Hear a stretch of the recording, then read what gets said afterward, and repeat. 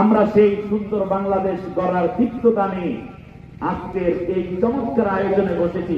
এ পাশে জলধারা, ওই যে তাকাই দেখুন কি সুন্দর, গরু নেমে পড়েছে পানির মধ্যে গরমের কারণে।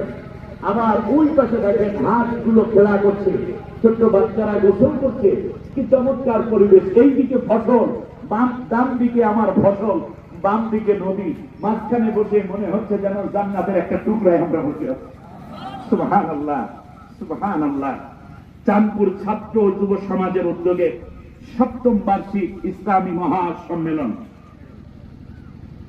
মরহুম নাজিমউদ্দিন চেয়ারম্যান খেলার মাঠ প্রাঙ্গণে আয়োজিত।